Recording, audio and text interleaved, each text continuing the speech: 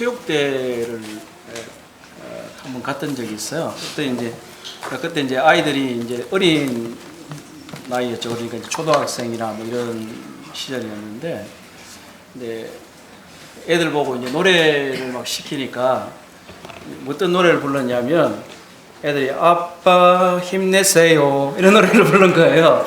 우리는 뭐 저는 이제 그냥 그런가 보다 이제 이렇게 좀 애들 노래 잘한다 그랬더니 이제 사회자가 마이크를 딱 봤더니 요즘 힘드신가 봐. 요즘 많이 고단한가 봐. 그런 거죠. 그러니까 애들이 이제 그런 이제 노래를 부르면 애들이 귀엽다 이렇게 생각해야 되는데, 우리 이제 사랑하는 사회자 형제님께서 말씀하신 것처럼 많이 고단하신가 봐요.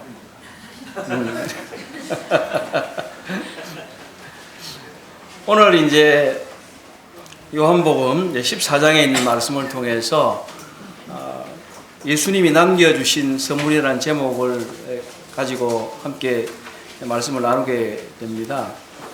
이때 당시에 이제 성도님들께 잘 아시는 것처럼 요한복음 13장에서 17장까지 뭐 다락방 강화라고 하기도 하고, 그래서 예수님께서 십자가에 못 박히시기 전에 이제 마지막으로 제자들에게 이제 한마디로 말해서 작별의 메시지를 하고 있는 장면이거든요. 그때 사실은 이제 뭐 아빠 힘내세요의 어떤 그 아빠들이나 우리 사랑하는 사회자 형제님이 말씀하시는 그 고단함이나 정말 그것 이상으로 정말 그들의 마음, 제자들의 마음 가운데는 정말 생각할 수 없는 대단히 큰 고통과 이 번민들이 그들에게 몰려오는 겁니다. 살아가는 그들의 주님이 이제 내가 곧 떠나간다, 내가 죽는다, 이렇게 말을 하고 있는 거죠. 한번 생각해 보십시오. 여기 뭐 어린 자녀들이 있는데 어떻게 보면 나이가 들면 뭐 부모님 돌아가실 쯤 됐다 이렇게 하면 뭐 그러신가 보다 이렇게 하는 경우들도 좀 사실이 있는 것 같아요. 그러면 안 되는데, 어린아이들의 경우 굉장히 얼마나 부모가 없다고 그러면 정말 어쩔 줄을 모르잖아요. 당황하고 뭐 놀이공원에 가서만 잊어버려도 뭐 얘는 뭐 그냥 울음을 터뜨리고 그냥 뭐 사색이 돼서 부모를 찾는다는 거죠. 그렇잖아요. 근데 이 제자들의 경우에 예수님이 이제는 떠나가신다는 거예요. 내가 십자가에 못 박힌다는 거죠. 그럼 이 제자들의 마음 가운데 얼마나 큰 번민이 있었겠는가. 그리고 예수님께서는 이 제자들에게 큰 격려의 말씀을 하실 필요가 있었습니다. 그래서 요한복음 14장에 보게 되면 예수님께서 무언가 제자들에게 선물을, 유산을 주고 가십니다. 사람들이 이제 세상을 떠나게 될 때에 어떤 자기 자신의 자녀들에게 뭔가를 남기고 가고 싶어 합니다. 특별히 이제 한국 사람들은 뭔가 자녀들에게 많이 남겨주려고 예를 많이 써요. 권력도 넘겨주고 싶고, 명예도 넘겨주고 싶고, 자기가 쌓아놓은 부도 넘겨주고 싶어 합니다. 우리는 무엇을 남겨주고 싶어 합니까? 이 한국에 보면 또 문화재가 참 많이 있어요. 보통 이제 우리가 보는 뭐 남대문이나 또는 뭐 고궁이나 이런 것들 눈에 보이는 이제 문화재이기 때문에 유형 문화재라고 이렇게 말을 합니다. 그리고 또 무형 문화재라고 하고 있는 게 있는데, 이건 주로 뭐 무용이라든지 또는 소리라든지 이런 것들, 사실 사람을 통해서 보존되는 이런 것들을 이제 무형 문화재라고 합니다. 예수님께서 남겨주신 것은 어떤 것들일까요? 보통 사람들이 남기고 싶어 하는 권력과 부와 명예를 우리들에게 주셨을까요? 그렇지 않으면 눈에 보이는 어떤 문화재들을 남겨주셨을까요? 옛날에 영화 같은 데 보면 뭐 성궤를 찾아서 이런 영화 같은 데 보면 뭔가 성경 시대에 남겨진 보물들을 찾아가지고 막 쫓아가는 그런 장면들이 나옵니다. 우리 그리스도인들이 그런 것을 찾아갑니까? 오늘 우리는 제시되는 본문을 통해서 사랑하는 우리의 주님께서 우리들에게 무엇을 남겨주셨는지, 그리고 그것을 통해서 우리가 어떤 삶을 살아가야 되는지 함께 나누려고 합니다. 요한복음 14장 25절로 31절까지를 함께 먼저 읽고 말씀을 이어가도록 하겠습니다. 요한복음 14장을 함께 펴주시기 바랍니다.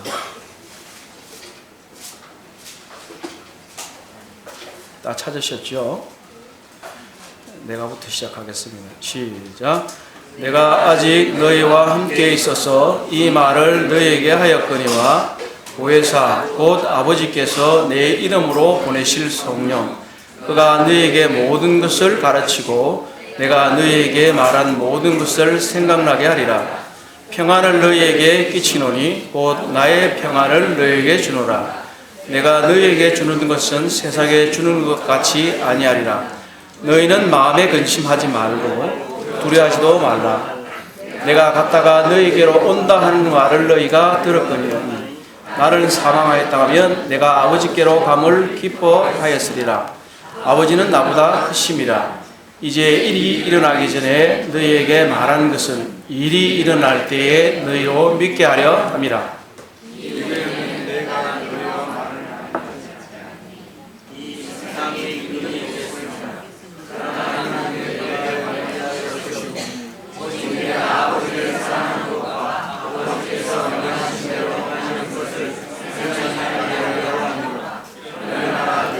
떠나자 하시니라.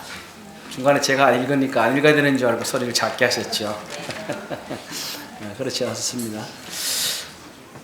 우리는 오늘 본문을 통해서 주께서 세 가지를 남겨주신 것을 좀 볼 수가 있습니다.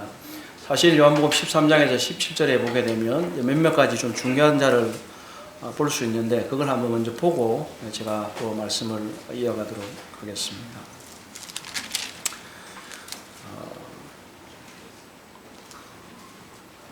주님께서 제자들에게 말씀들 여러 가지를 하셨는데 중요한 것들 중에 하나가 뭐냐면 내가 이것을 너희에게 이르는 것은 내가 너희를 믿게 하려고 한다. 내가 이것을 너희에게 이르는 것은 너희의 기쁨을 충만케 하려고 한다. 내가 이것을 너희에게 이르는 것은 너희가 평안을 누리기를 원하기 때문이다. 이런 말씀들을 13장에서 17절까지 쭉 말씀을 하십니다. 주께서는 이 말씀들을 통해서 제자들이 그의 안에 거하고 그를 믿고 평안을 누리고 기쁨을 누리기를 원하십니다. 그러한 것들을 위해서 가장 먼저 말씀하시는 것이 뭐냐면 25절부터 26절에 있는 주님의 성령입니다. 사람이 혹시 이제 어린 아이를 두고 뭐 죽는다든지 이런 경우에 있을 때는 참 천지간에 참 의지할 사람이 없기 때문에 보통 뭐 후견자를 지정하는 경우도 있고 또 아버지가 일찍 죽게 되면 삼촌이 이 아이를 맡아서 키운다든지 하는 그런 경우들을 우리가 가끔씩 보게 됩니다. 우리 주께서 이 세상을 떠나가실 때에 가장 먼저 하시고 크게 하시는 일은 무엇입니까? 바로 주의 성령을 보내셔서 우리를 그분에게 맡기시는 겁니다. 사실 사람이 누구에게 무언가를 물려줄 때 뭐 권력이나 재산이나 우라 이런 것들을 물려준다 하더라도 그 아이가 자라서 어떻게 될는지도 알 수도 없고 그 아이가 관리할 능력도 없습니다.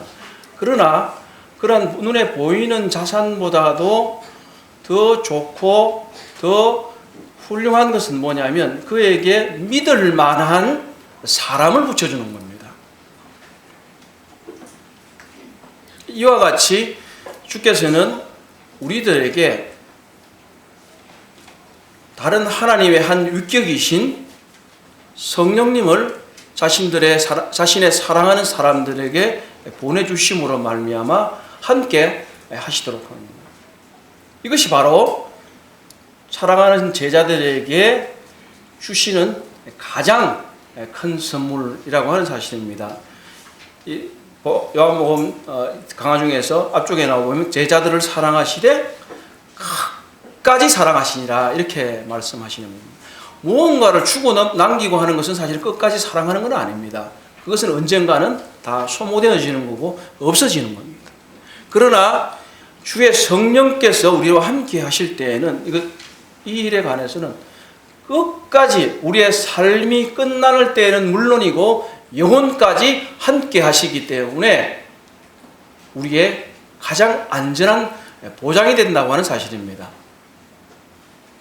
그래서 주께서 세상을 떠나시면서 우리에게 주신 가장 큰 선물은 성령님이시다 하는 사실입니다.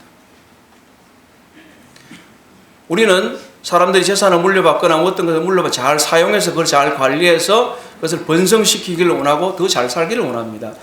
성령님의 인격인데 이분을 사용한다라는 표현이 사실은 맞지는 않지만 어떻게 하면 사실은 이 성령님을 우리 가운데서 우리가 잘 활용하고 이분이 우리들의 삶 가운데서 역사하시도록 하시는 것이 우리들의 책무라고 하는 사실입니다. 왜냐하면 주께서 성령님을 우리에게 주시고 그분이 우리를 맡으셨기 때문에 우리가 그분과 함께 교제하는 가운데서 그분이 갖고 계시는 모든 자산을 우리들의 것으로 만드는 것이 우리들의 일이라고 하는 겁니다. 그럼 성령께서는 어떤 것들을 가지고 계십니까? 첫 번째로 본문에 나타나 있는 것은 뭐냐면 보혜사 곧 아버지께서 내 이름으로 보내실 성령 그가 너에게 모든 것을 가르치고 내가 너에게 말한 모든 것을 생각나게 하시리라. 자, 보혜사라고 하는 단어를 우리가 익히 다 잘 알고 있습니다. 사실 이 단어는 여러 가지로 좀 많이 해석이 되기도 하고 단어의 번역이 되기도 하는데 여기 우리 말에서는 이제 보혜사라고 이제 번역이 되어졌고 어떤 분들은 또 위로자, 상담자, 중재자 이런 표현들을 사용해서 성령님께서 하시는 일을 전달하고자 하고 있습니다. 보혜사는 원래 가장 기본적인 뜻은 무엇입니까? 돕는다, 도와주신다고 하는 사실이죠. 이 제자들이 우리 주님께서 떠나가신다라고 하는 얘기를 들었을 때 그들의 마음 가운데 다른 번민과 고민과 고통, 도대체 이제는 주인이 잃은 이 제자들이 아버지를 잃은 자식이 어떻게 살아가야 하겠는가 라고 했을 때 바로 우리 주의 성령께서 오셨을 때 이분이 우리의 삶을 도우시고 삶을 이끌어 간다고 하는 사실입니다. 어려울 때 상담해 주시고 고통을 받을 때 위로해 주시고 이것이 바로 성령님의 가장 주도적인 역할입니다. 이러한 성령님을 우리들의 마음 가운데 모시고 있다고 볼 것 같으면 주께서 이미 세상을 떠나서 하늘 위에 계시지만 여전히 성령께서 이 땅에 계시는 동안 제자들의 삶을 그리스도인들의 삶을 도우시고 위로하시고 이끌어 주신다고 하는 사실입니다. 두 번째는 무엇입니까? 주님의 성령은 진리의 성령이라고 표현하고 있습니다. 다른 곳에서 진리의 성령이라고 표현하고 17절에 보면 그는 진리의 영이다 이렇게 표현을 하고 있죠. 그래서 26절에서 그 일에 관해서 말하고 계십니다. 그가 너희에게 모든 것을 가르치고 내가 너희에게 말한 모든 것을 생각나게 하시리라. 우리가 삶을 살아가는 동안에 하나님의 말씀을 읽고 이해하는 가운데 하나님의 말씀을 우리의 삶 가운데 제대로 적용하는 것만큼 필요 불가하다는 것은 없습니다. 근데 우리들의 힘으로 이 성경을 다 깨달을 수 있겠습니까? 사실은 성경 66권에 얼마나 많은 구절들이 있습니까? 하다 보면 해석자들끼리도 해석이 나뉘기도 합니다. 그러나 우리가 사람들의 견해를 따라서 무언가를 따라야 하고 그런 것은 아닙니다. 바로 성령님께서 우리들의 모든 것을 가르치고 주께서 말씀하신 모든 것을 생각나게 하신다고 하는 겁니다. 주께서 얼마나 많은 말씀들을 사실 하셨습니까? 요한만 하더라도 주께서 하신 말씀과 이런 일들을 다 기록한다면 이 땅에 둘 수도 없다라고 했다는 건 사실입니다. 어떤 데는 우리가 구도자들과 교제하거나 성도들과 교제할 때에 우리들의 생각이 잘 안 납니다. 뭘 말해야 될지도 잘 모르겠고 그런 경우들을 종종 경험하지만 성령님께서 우리들의 마음 가운데 주님의 말씀을 생각나게 하고 암송한 것을 기억나게 하시고 이런 것들을 통해서 적절하게 말하게 하시고 또 우리가 말씀을 모르게 될 때 기도하게 될 때 하나님께서 주의 성령님을 통해서 우리의 빛을 주셔서 그것을 깨달아 알 수 있도록 한다는 사실입니다. 사실 성령님은 우리 안에 계신 하나님이다 하는 그런 책이 있는데 어떻게 보면 현대인들의 생각 속에서 성령님은 어떻게 보면 잊혀진 하나님이다 라는 그런 생각을 좀 한번 해보게 됩니다. 우리들의 마음속에 있는데도 잊혀져 있어요. 어떤 경우는 그냥 살아갑니다. 성경도 읽기도 하고 우리의 생각과 뜻을 따라 살기도 하는데 우리들의 마음 가운데 말씀하시고 우리들의 마음 가운데 계속해서 생각하게 하시는데도 불구하고 우리는 그 성령의 음성을 귀 기울여 듣지 않기 때문에 점점 더 그 음성은 미약해지고 결국은 성령의 음성을 듣지 못하기 때문에 내 뜻대로 살아가는 것들을 보게 되는 것입니다. 사랑하는 형제 자매님, 최근 몇 달간 여러분들의 마음 가운데서 얼마나 성령님께서 말씀하셨습니까? 우리들의 마음 가운데 얼만큼 하신 말씀을 순종하셨습니까? 말씀하고 계십니까? 말씀을 들을 수 있습니까? 성령님의 말씀을 들으려면 어떻게 해야 되겠습니까? 그분에게 기도로 나가야 됩니다. 우리들에게 조용한 시간이 정말 필요한 시간들입니다. 저는 사실 어떤 적용들을 함에 있어서 저의 성품 자체가 어떻게 보면 좀 원칙적이기도 하고 그러다 보니까 어떤 뭐 큰 그림 이런 생각을 많이 하는 것 같아요. 이렇게 어떤 원리, 뭐 규칙 이런 얘기를 하는데 생활 속에서 소소한 적용들을 좀 잘 못하는 것 같아요. 왜 이 말씀을 드리게 되냐면 뭐 요즘 나오는 뭐 스마트폰 얘기도 나오고 뭐 그렇게 많이 하는데 어떤 분이 글을 올렸어요. 보니까 어떤 분이 공장에 다니시는 분인데 자기 회사에 가면 저런 이렇게 꽂는 데들이 있는데 거기에 모든 곳에 다 핸드폰 충전기가 꽂혀 있다는 거예요. 심지어 스마트폰 2개씩, 3개씩 갖고 다니는 분들 거기서 게임이 막 돌아가고 있고 그런다는 거죠. 그래 우리들의 눈과 귀와 마음들이 경우마다 다 다르긴 하겠지만 사실 어디로 가 있는가? 우리들의 조용한 시간 가운데에서 성령님께서 정말 말씀하시는가? 이것은 너무나 일반적인 얘기 같기도 하고 정말 이게 뭐 들을 만한 그런 구체적인 내용인가? 이렇게 말씀하실 수도 있겠지만 저는 제 삶 가운데서 느끼는 것은 뭐냐면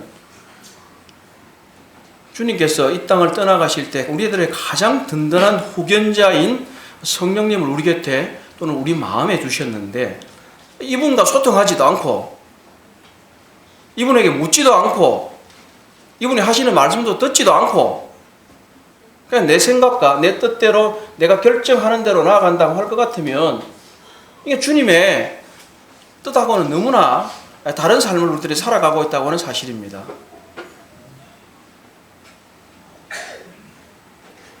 우리들의 마음에 한 번 정말 진지하게 묻고 우리들에게 주신 우리들의 후견자로 주신 우리들의 상담자로 주신 우리들의 위로자로 주신 우리들의 인도자로 주신 우리들의 말씀에 가르치시는 분으로 주신 이분의 인도하심과 그분의 가르치심을 따라서 살아야만 하는 겁니다. 왜 이 땅에 주님이 더 계셔도 되는데 왜 가셨냐는 거죠. 우리 주님을 성령님을 보내서도 그 성령님을 통해서 우리들의 삶을 살아가는 이 새로운 생명의 역사를 보시길 원했기 때문입니다.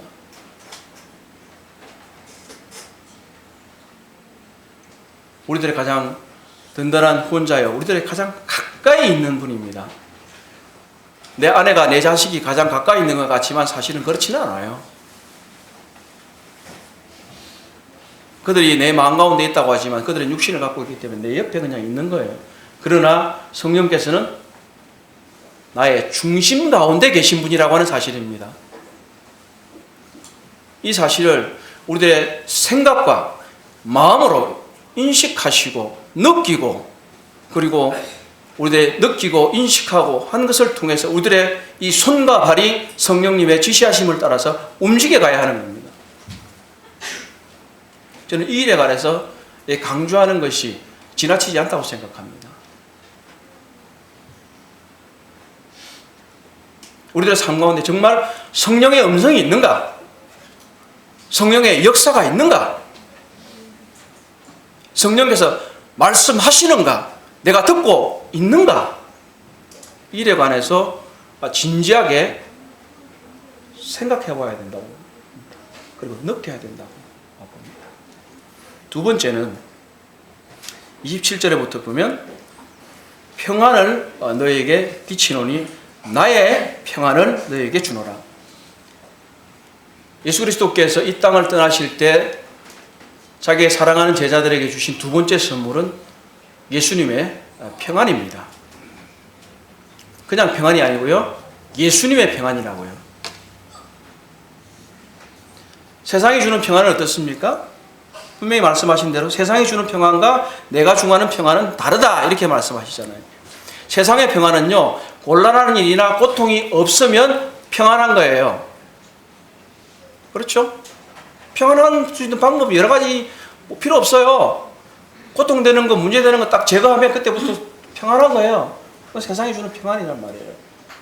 그럼 그리스도인의 평안은 뭡니까? 고통 중에도 평안한 거예요.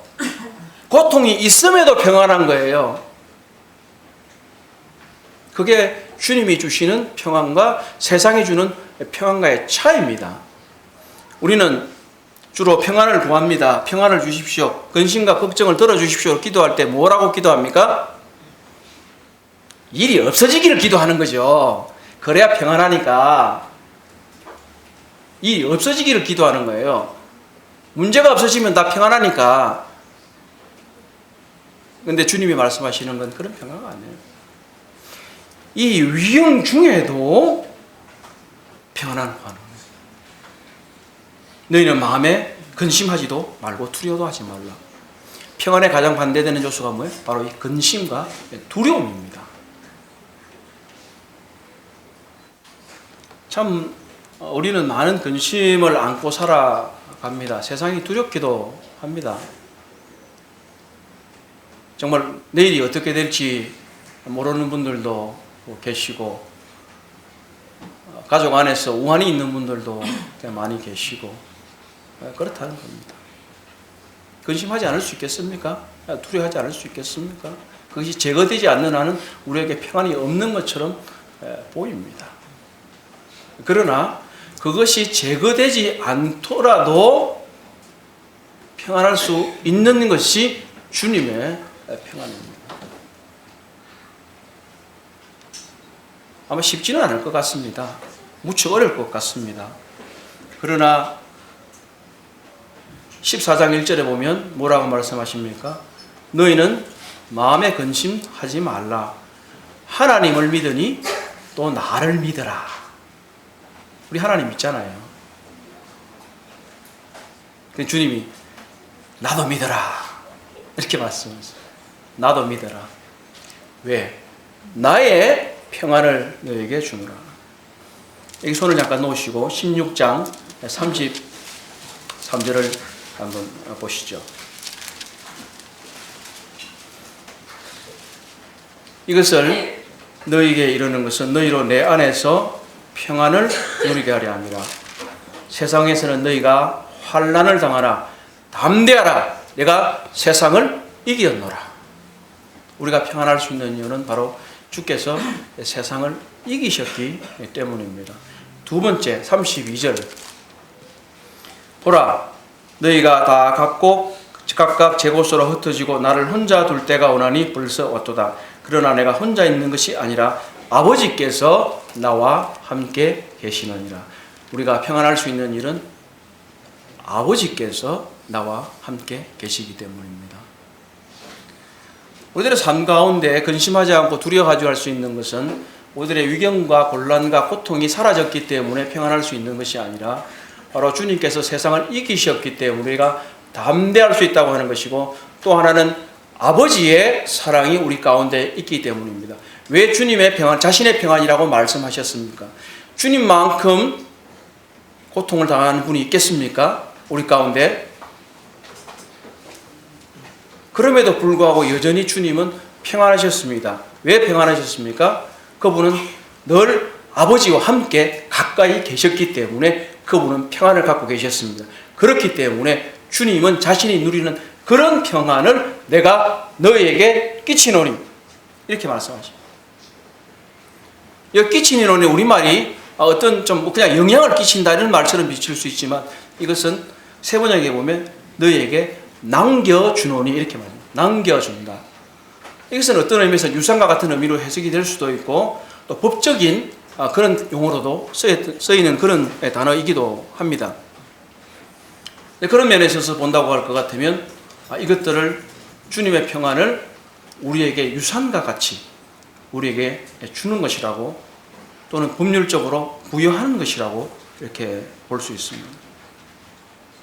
평안을 너에게 끼치노니 나의 평안을 너에게 주노라. 이러한 평안을 소유하고 계십니까? 이러한 평안을 누리고 계십니까?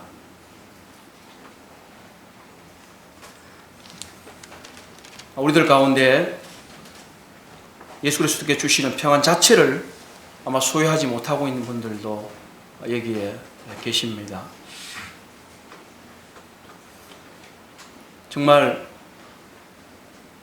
예수께서 왜 이 말씀을 하시고 돌아가셨고 하는 이유들이 무엇입니까? 요한복음 17장에서 보게 되면 자신이 기도하실 때 이렇게 말합니다. 이것은 지금 현재 나를 믿는 사람들만을 위한 것이 아니라 이들의 말을 통해서 나를 믿는 자들을 위해서도이다. 이런 말씀을 하십니다.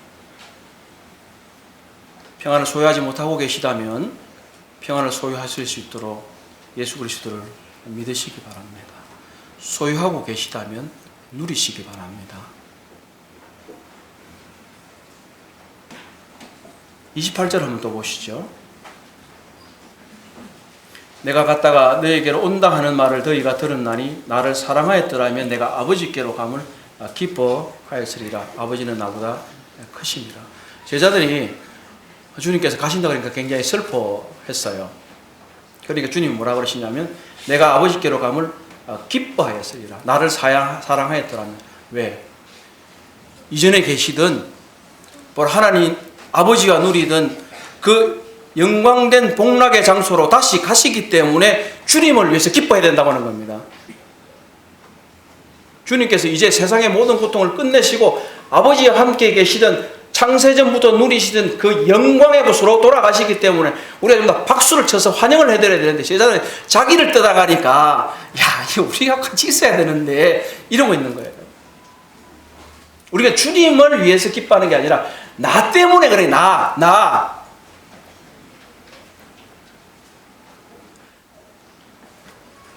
주님의 기쁨이나 주님의 영광이 문제가 아니고요, 나 때문에 그렇다니까요. 주님이 가시는 게 슬픈 이유는 단지 이유가 하나밖에 없어요. 나 때문에. 내 때문에.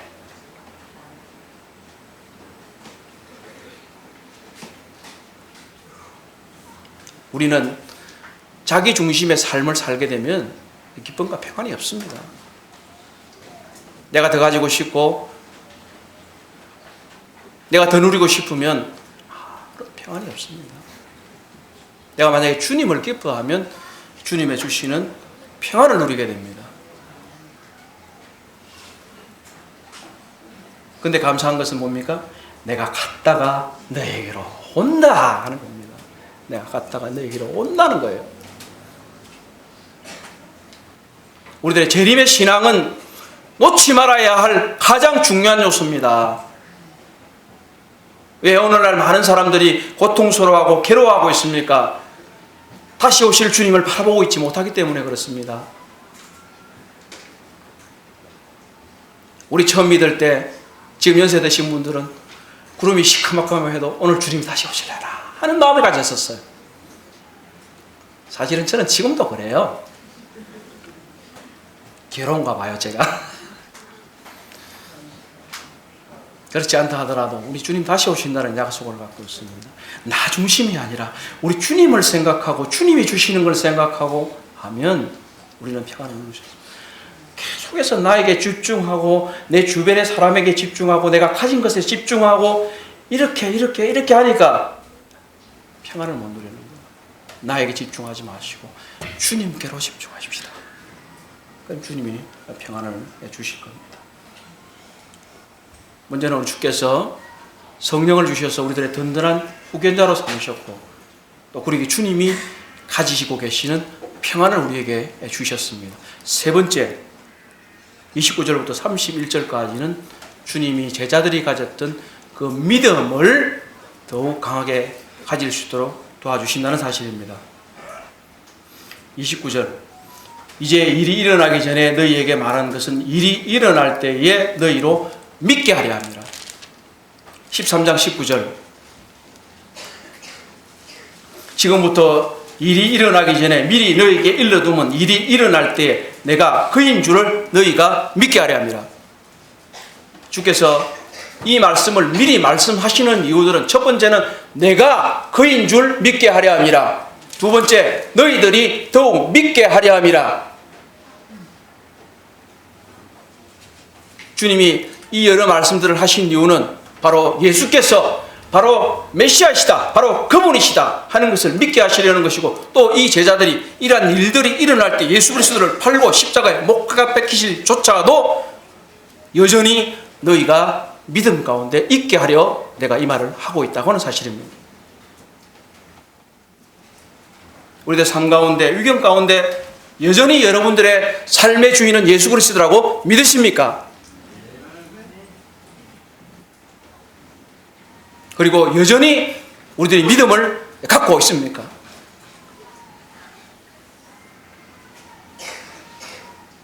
제자들에게 이 말씀을 하시는 이유는 바로 이것입니다. 너희가 비록 환난을 당하나 담대하라. 내가 그다. 내가 너희들의 주인이다. 이런 믿음을 잃지 않고 이들에게 주어진 사도들의 믿음을 통해서 여전히 우리들에게 여기까지 전해져서 우리가 바로 그 믿음을 가지고 살아가는 겁니다.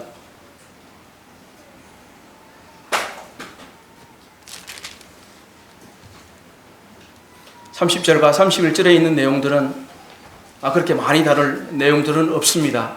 그러나 중요한 것은 사탄이 이제 예수 그리스도를 십자가에 못 박기 위해서 그에게 오고 있지만 사단은 내게 아무 관계가 없다. 다만 내가 너희들에게 이 말을 하는 이유는 세상이 내가 이 일을 하고 성취하고 있는 것을 알게 하려 함이다 하는 겁니다. 아버지께서 내게 명하신 대로 내가 모든 일을 다 했다는 예수님이 이걸 알게 하려고 지금 말씀들을 하고 계십니다. 예수님께서 말씀하시는 것처럼 이 사단은 우리에게 관계될 것이 없습니다. 우리에게 아무런 권한이 없고 우리를 붙잡을 수 있는 것도 없습니다. 우리는 해방되었습니다. 다만 우리들의 삶 가운데서 아버지께서 행하시는 일을 사람들에게 증거해야 될 일이 남아있는 겁니다.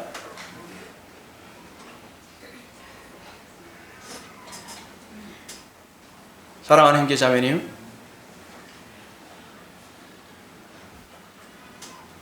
주께서 이 세상을 떠나가실 때 이 번민 가운데 빠져있는 이 제자들의 경우와 우리를 한번 비교해 보게 될 때 정말 우리가 제자들의 번민만큼이나 번민하고 있을까? 그리고 그 정도의 고통에 지금 쌓여 있는가 하는 사실입니다. 때때로 어떤 경우는 너무나 안이하게 살고 있기 때문에 전혀 주께서 말씀하시는 바에 대해서 뭐라고 말씀하시는지조차 관심이 없을 수도 있습니다. 그러나 주님께서 이 세상을 떠나가실 때 분명히 제자들에게 성령을 보내주시마 약속하시고 이 오순절날에 성령을 보내주심으로 말미암아 그를 믿는 그리스도인들의 마음 가운데 성령께서 계시고 우리들의 후견자로서 살아 계십니다. 그리고 주께서 자신이 가지셨던 평안, 자신이 가지시고 있는 주님의 평안을 우리들에게 허락하셨습니다. 그것을 그리고 누리라고 말씀하십니다. 그리고 제자들이 믿음이 떨어지지 않도록 바로 예수께서 그리스도인 것을 믿게 하시고 유경 중에도 계속해서 믿음을 가질 수 있도록 모든 것을 미리 다 말씀하셨습니다.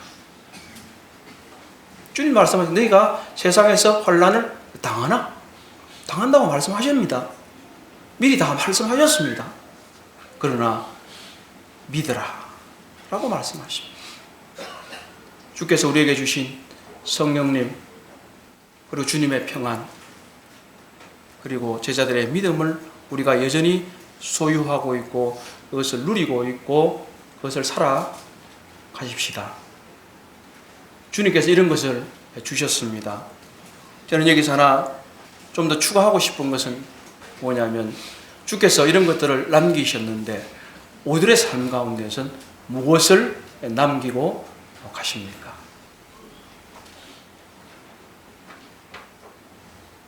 믿음을 남기고 가기를 원하십니까? 내가 가지고 있는 평안을 나의 자녀들에게 주고 싶습니까? 내가 가지고 있는 나와 함께 계시는 성령님이 나의 자녀들과 함께 하기를 원하십니까? 그럼 우리는 어떤 삶을 살아야겠습니까?